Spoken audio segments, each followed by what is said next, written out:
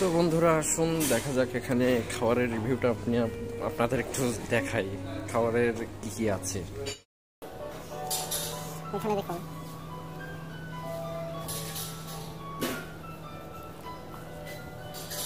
এটাতে ভাত আছে, এটাতে রুটি, যে যেমন খেতে পারে। এটাতে চাউমিন আছে, আর এটাতে গরুর মাংস, এটাতে আছে ডাল, এটাতে আছে একটা রকম স্যুপ, যেটা চাইনিজ, মানে এখানে মূলত চাইনিজ খাবারটাই অ্যাভেলেবেল আছে খুব বেশি। যে এখানে আছে পায়েস আছে, ফল আছে, মিষ্টি আছে, যেটা যখন খেতে চান সেটা তখন আপনার জন্য অ্যালাউ আছে। এখানে যে স্যুপ আছে, এখানে চাইনিজ স্যুপ। তো এখানকার খাওয়ার আইটেমগুলো খুবই সুন্দর তো দেখছি। তো কীভাবে মানে খাওয়ার পরে অ্যাকচুয়ালি বলতে পারবো যে আসলে টেস্টটা কেমন। আর যদি চান তাহলে এখানে আপনি ড্রিঙ্ক করারও সুযোগ আছে। আমি কখনো চিন্তা করতে পারিনি যে 5 স্টার হোটেলে এসে ড্রিঙ্ক করার মতন সুযোগ থাকবে এখানে, ঠিক আছে। তো আসলে যেটা ভাবা হয় না সেটা হয়।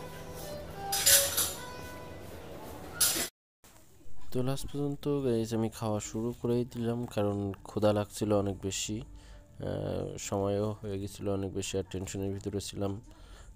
যাই হোক, খাবারের টেস্টটা বলবো না একবারে খুবই ভালো, আবার বলবো না খুব খারাপ। আর যেহেতু আমি গরুর মাংস খাই না দেখে হোটেল কর্তৃপক্ষ আমাকে আবার মুরগির মাংসের ব্যবস্থা করে দিয়েছিল।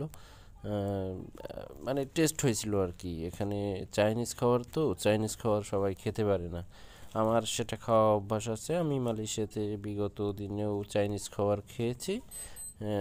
মানে চাইনিজ খাবারের প্রতি আলাদা একটা আসক্ত আমি, ঠিক আছে। মানে আপনারা যারা চাইনিজ খাবার খেয়েছেন কখনো, যারা আসক্ত চাইনিজ খাবারে, তারা বলতে পারবেন আসলে চাইনিজ খাবারের ভিতরে মজাটা কোথায় পাওয়া যায়। তো বন্ধুরা, এই মূলত ছিল এই পর্যন্তই খাওয়া দাওয়ার পর্ব। তো খাওয়া শেষ করে চলে যাব হাত ধোয়াতে। হাত ধোয়াটা জন্য একটু বেশি দূর মনে হচ্ছিল আমার। তো গাইস, তারপরে দেখুন কি করি এখন। এই যে হাতটা ধুয়ে আর একটা জিনিস আছে যেটা চেক করা হয়নি, খুব মজার জিনিস সেটা। এখানে আছে পায়েস, এখানে আছে ফল, পায়েস এবং মিষ্টি, যেখানে পায়েসটাই সব থেকে প্রিয় আমার। তো পায়েসটা চেক করার জন্য আর কি একটু রেডি হয়ে গেছিলাম আমি। পায়েসটা চেকও করেছি। পায়েসটা খুবই অসাধারণ লাগছিল তাদের, মানে সত্যি যেটা সেটা বলবো, পায়েসটা আসলে অনেক মজা হয়েছিল। তো বন্ধুরা, সব কিছু শেষ করে রুমে যাচ্ছি। রুমে যাওয়ার পরে দেখাবো আপনাদের যে রুমে আসলে শোয়ার বেডরুমটা কেমন হয়েছে, কিংবা সেখানে সুযোগ সুবিধা কী কী আছে। তো ফাইনালি গাইজ রুমের ভিতরে প্রবেশ করলাম, অথচ দেখছি সবই অন্ধকার। দেখছি এখানে কার্ড সিস্টেম আছে। হ্যাঁ, তো দেখুন ফাইনালি কার্ডটা লাগানোর পরে আর কি রুমে আলো চলে এসছে। এখন দেখাই ভাই, প্রথমেই তো রুমে ঢুকলাম, এখানে ঘুমানোর জায়গা কোথায়? এখানে বসে টিভি দেখার জায়গা আছে, এখানে এসি আছে, এবং আমার ব্যাগটা আছে এখানে। এটা ওয়াশরুম, এবং এই সাইডে ও এখন হচ্ছে এই যে বেডরুম। বাহ, জীবনে ভাই জন্মের মধ্যে একটা কর্ম করে বসলাম মনে হয়।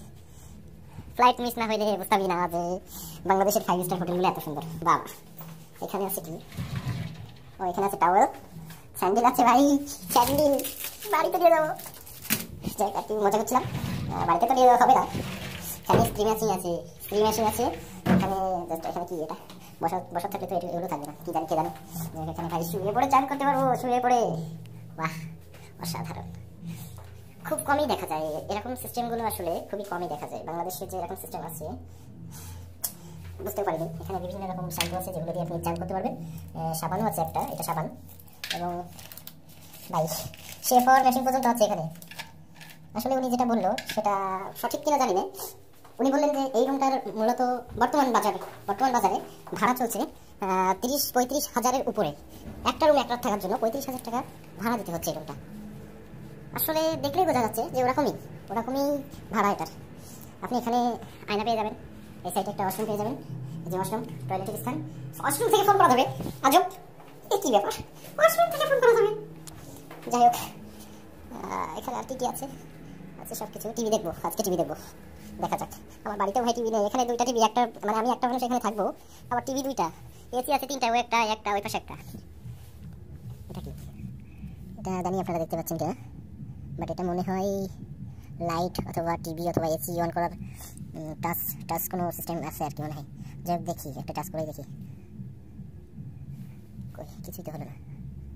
ও, লাইট চলছে, এই যে এই যে লাইট জ্বলছে, তার মানে এখানে যা যা আছে সেইগুলোতে টিভিতে হাত দেবো। দেখি টিভি চলে কিনা। টিভি চলে কিনা? না, টিভি চলে না তো। ও রিমোট আছে তো এখানে ভাইয়া, রিমোট আছে। চলো দেখি দেখো রিমোটটা কি। এ ভাই রিমোট অন হয়েছে, সাউন্ডটা কমায়।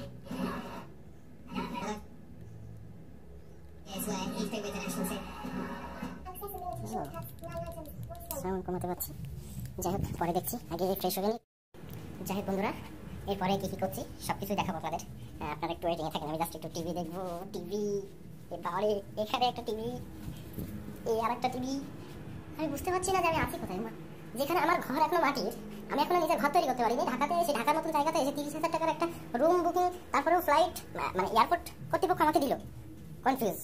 এই ভাই আমার তো এমনিতেই নর্মাল কোনো একটা হোটেল দিলেই হতো, কিছু মনে করতাম না, কারণ কখনো তো 5 স্টার হোটেলে আসিনি। কাশি লাগছে, এসিটা অফ করে দেবো একটু পরে, একটু ঠান্ডা আমার। তো বন্ধুরা দেখুন, এখানে কিন্তু কেউ নেই, একা আমি, শুধু একা আমি, দেখুন একা আমি। যাই হোক আপনাদের সাথে পরে দেখা হচ্ছে, আমি একটু ফ্রেশ হই।